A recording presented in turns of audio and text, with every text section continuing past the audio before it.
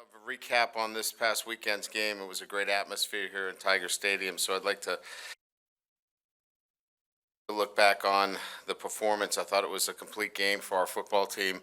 Certainly, there are things that you can do better. We want to communicate a little bit better. We had some false start penalties and some communication errors, but by and large, looking at the positives, got off to a great start. A couple of 3-and-outs, I think, set the momentum for the game offensively. You know, you want to turn every possession into a touchdown, but getting up 17-0, and then playing, consistently on both sides of the ball. I thought we were physical. I thought our presence in terms of just the overall perimeter play, tackling on the perimeter was much better, and playing the ball in the air. So the little things that we're looking for progress, we're starting to see that. And then, the quarterback is playing at such an elite level. He threw an interception, so he is human. He was expecting another route to be run in that situation, and it didn't happen. They were actually, we had somebody blocking on the play. So, again, Jaden Daniels has been amazing in terms of what he's doing. I think everybody knows that, leads the nation in total offense, passing efficiency. I think the offense in itself and what they're doing, 6 consecutive games of over 500 yards. So, it's fun to watch an offense like that. I hope for our fans, they're taking it in. I know 2019 is still, a trendsetter because it led to a national championship, and rightfully so. I mean, those were great players, but you should not take this for granted. This is pretty remarkable stuff. So really fun to see this offense play and the efficiency in terms of what it's doing, in terms of running the football, throwing the football, effectiveness, and then, getting better, certainly defensively. As we turn the page, we're excited about hosting Army. Certainly, anytime you play at a service academy, the respect that we have for the academies, and certainly the great leaders that are playing collegiate football, to have them and host them here at Tiger Stadium is a thrill, and we want to be able to honor that. But we also want to beat them. They're a good football team. They're well coached. Jeff Monken is a heck of a football coach. Comes from a great family of coaches. I know him well. I respect him as a football coach. His team will be well prepared. And much like how they represent the service academy, they represent that as a football team. They keep coming at you. 4 quarters of football. They're going to play physical. They're rough. They're physical. The ruggedness shows out in the way they play. Look, I got to tell our football team, they had 2 games where they're right in it at the end. Against BC, they score a touchdown to go up 27-24, get a call back with about 6 minutes to go in the game. And then the BC game, obviously, as everyone knows, Florida State, BC's got a chance to win that game with the ball. And we know what Florida State did against us. So it's a good, tough football team, plays hard. Bryson Daly, their quarterback, everything runs through him. Just for the fans that expect triple option, it's not a triple option team. They do run principles of triple option, but it's run a little bit different. I think you'll see some of the principles you saw even this weekend run a little bit differently, but you'll see some of the the quarterback runs that Alford had in the game plan against Auburn. But again, a very physical defense, long. I mean, you talk about a defense that's long. Their defensive linemen 6'4", 6'5", great length, and again, we'll have to be focused on our improvement and playing a really good physical football team, and can't be distracted by anything else, because it's going to require that kind of effort. Injury updates. We've got 2 guys that are doubtful for this weekend. That's Emory Jones and Mekhi Wingo. They'll be listed as doubtful. We'll see how they progress during the week. And then Chris Hinton is a probable for this weekend. So those were the primary guys on the injury report for us. So with that, we'll open it up to questions. If you could just give us a location on Makai's injury, and then the job that Lance did in Emery's place, I guess, and along just the entire offensive line. What have you seen out of them through half the season so far? Well, first of all, when you have a true freshman that you can plug and play in an SEC game and not have to worry about, fanning that side, chipping, leaving a tight end, and I believe that's a luxury. From my perspective, he went in, played 69 snaps, and he had a couple of false start penalties, had a holding penalty, but those are things that you're going to live with a young guy that's going in there. But his poise, his ability to work with the five guys, the communication, really pleased with his play. Makai Wingo has been nursing kind of a lower body injury all year. This gives us a chance to really get him right going into the bye week and then the rest of the season. How would you view or describe, I would say, Mike Denbrock's role and how great the offense has been this year, and then the groove that he's kind of gotten into with this team over the past month? Well, he's central to it because it's certainly coordinating it requires the the input and look, I'm a big believer that you don't really get a buy-in unless you get everybody to weigh in. So he's getting input from the entire offensive staff and then putting it together. It's never a one-man show. It's a collaborative and I think cohesive event when a coordinator's doing his job. If he's coming in early and scripting everything by himself and leaving everybody else to kind of wonder what's going on, usually have a group that has good days and bad days. This group is consistent, and it's because they all work together and everybody has a role. And credit to Mike's leadership and his ability to bring everybody in to the process. And then, his play calling. He matches play calls to players, gets the ball to the playmakers, and that's what this is about. This is not about, plays. This is about players. And I think he's hit both of those out of the park. Hey, Coach, just a two-parter here. Do you know the severity of Emery's ankle injury? Do you think it's going to be a long-term deal? And then second, you guys are 7 of 23 last 2 weeks on third down defensively. Just what has gone into the improvement there of getting off the field?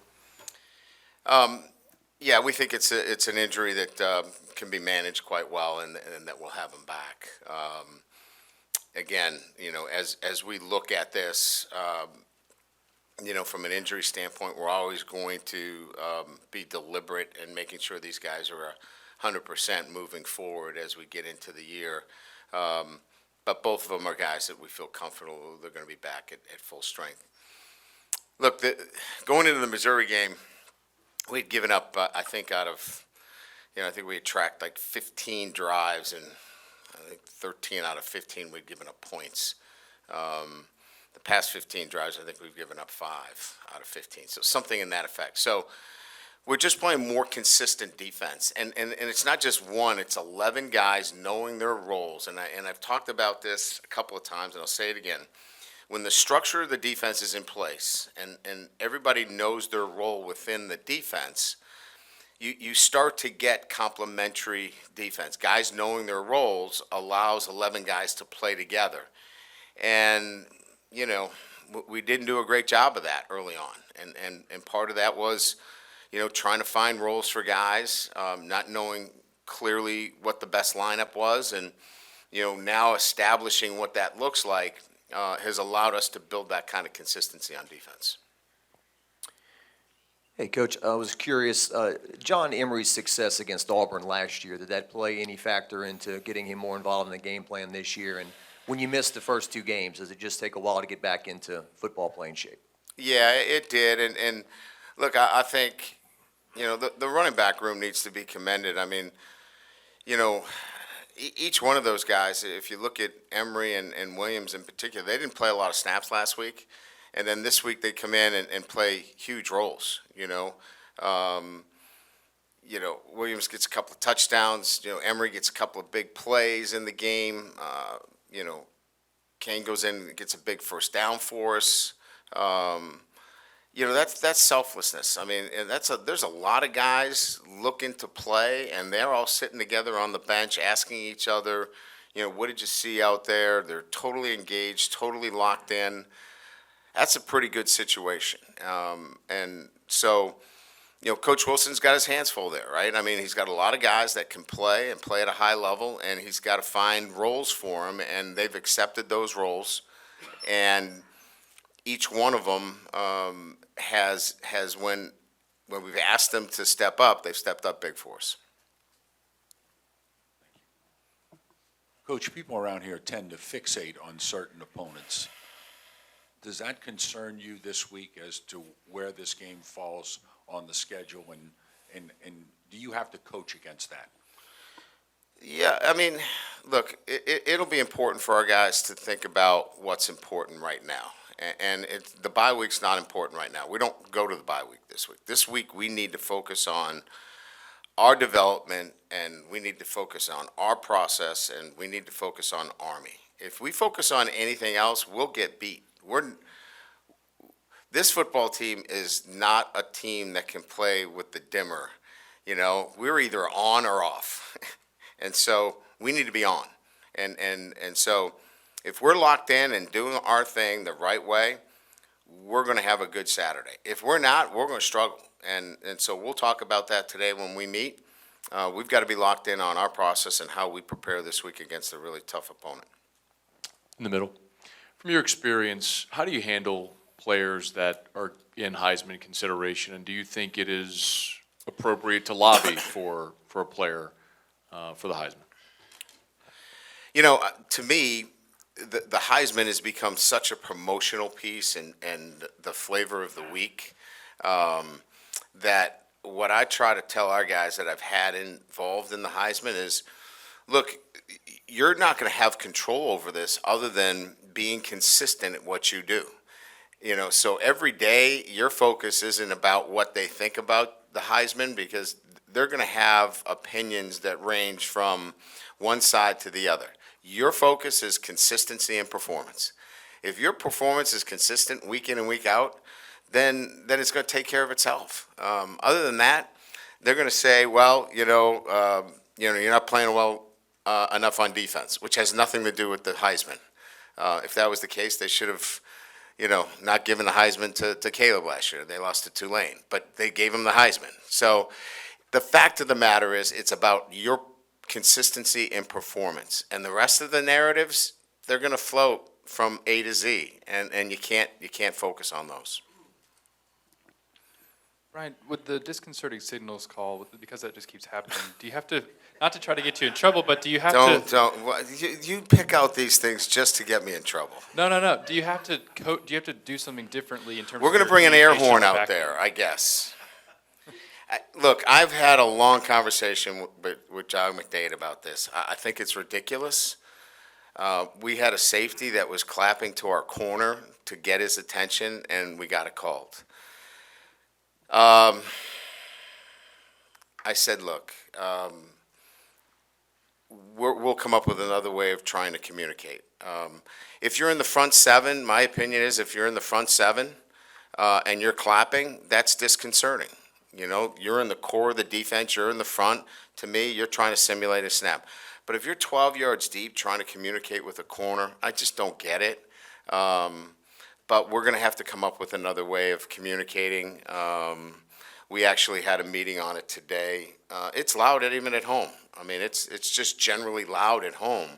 So we're actually going to take some safeguards to communicate, because we did have a false start because we couldn't hear our ready call. We're in verbal cadence on offense because we don't expect to go nonverbal at home, but we actually couldn't hear down by the end zone. So that's on us. We have to communicate, and we met on it this morning, and we'll have a communication system that works and covers all the rules. When you spoke Saturday and even today, you said something to the idea of not taking this offense for granted. Do you ever have to guard or edit yourself for maybe trying to do too much when you get an offense like this? No, I think Mike does a really good job of staying within, the confines of what we do and how we do it. And I think going back to the, earlier question, from Jay, I think it's clear that what they've done as a group is stay in those lanes. We do what we do. Um, the touchdown to Malik, we've run that play probably 37 times. I think we self-scouted that play 37 times, which is, kind of crazy. The motion that he came across where we call the legal procedure, he's been off the line 37 times. But anyway, that's another story. And it's a fact that this group has been consistent in what they're doing, and they're not like drawing stuff up, right? And now they're matching there has been some changes in terms of over the last couple of weeks what defenses are doing. We're getting a lot more, quarters. We're getting a lot more, trapping two defenses, and Jaden's been pressed to go through some progressions, and he's been outstanding. So I think what's happened more is that our staff's done a really good job of preparing for the eventualities of how teams are going to prepare, and you have to be on your toes and make sure that you go through your progressions because you're going to see some different things. Ryan, I know you're talking about focusing this week, but you're trying to win your 300th career on the field game this week. Do you reflect at all on the journey at all? Does it make you think at all back to your, when you started as a coach at Grand Valley? I mean, just your thoughts on getting to this point in your career. Yeah, I mean, I don't really think about it that much. This is the first time I heard that's the case, to be quite honest with you. Yeah, I think when you love what you do, you're not counting wins. You're thinking about, all right, what do we need to do from a player development standpoint? What do we need to do to get better in this area? You're not really counting.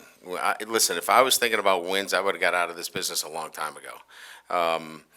But having said that, I think going back and looking at, the journey, I had no idea I'd be in it this long. Because my first game, I remember the president at Grand Valley State opening up the press box window, and I could hear him because there was probably 300 people there, and said, "Who the hell hired this guy?"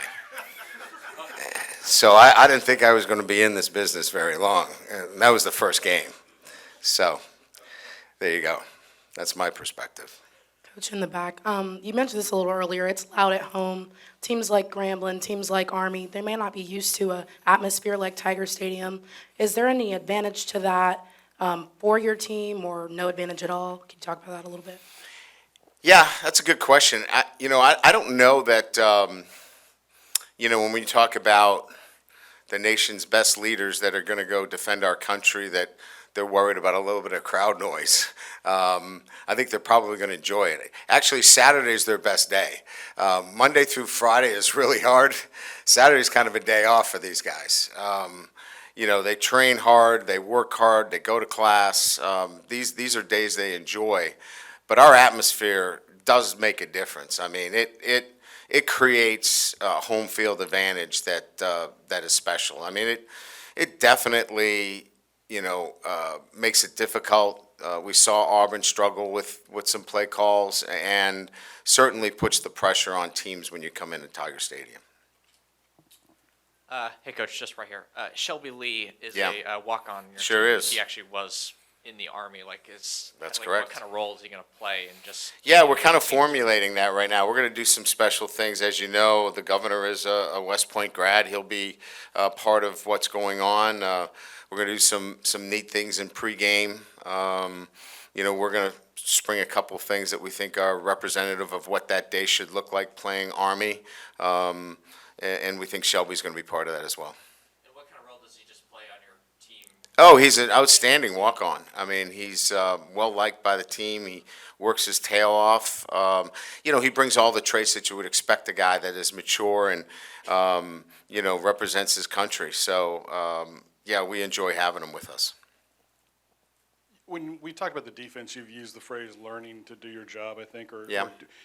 I read that as doing your job. Is it legitimately learning and understanding what their roles are, and that's kind of what has taken time? Or is it more just the focus on staying in your lane kind of thing? Yeah, I think that's a good question, and maybe sometimes how I respond and answering it would maybe be better clarified by saying that our players are clearly understanding now how important it is for them to do their singular job. And when they function in that regard and that single-minded focus of, if I just do my job, how this all works together. They're starting to see, when I do my job, the linebacker can get to where he needs to, and then the safety can fit the right way, and then the corner can push crack. So I just think that they're seeing how this all fits together. Not that they didn't want to do their job, but sometimes they want to do somebody else's job too. Coach, curious, was there any update on Deuce Chestnut? There's not, I can't give you one right now. We're still processing through that right now, but trust me, I will, I know you guys are interested in that story, so once I get you some information, once I get some firm information, I'll get back to you. Good? All right, thank you, appreciate it.